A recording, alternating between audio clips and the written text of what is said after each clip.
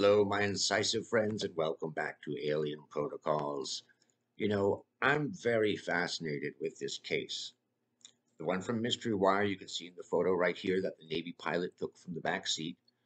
Um, we'll zoom in as close as I can in keeping good quality for you guys. And you can see there's some appendages sticking out.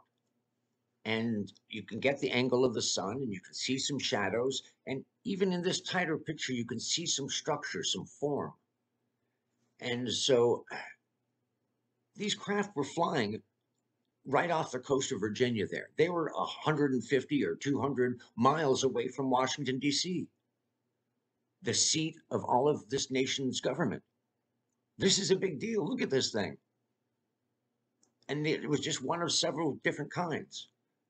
And we were very lucky to have another one of the family, Alien Protocols family, named Anthony. I won't give out his full name, but he did some computer graphic renderings of what he thought it was like, and took some takes on uh, my drawing as well.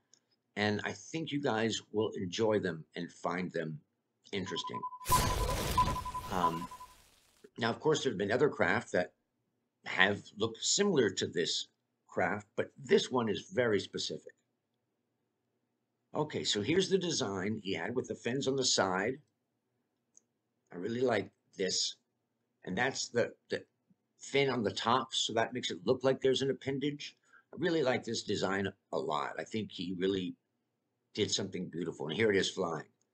So that's pretty cool. That's what it might have looked like, perhaps. And then this was another closer to the one that I drew, but I didn't quite envision four appendages on the top. I more envisioned, one like this, like two uh, in the front and two in the back, essentially. And I kind of see or saw some shadowy areas in here.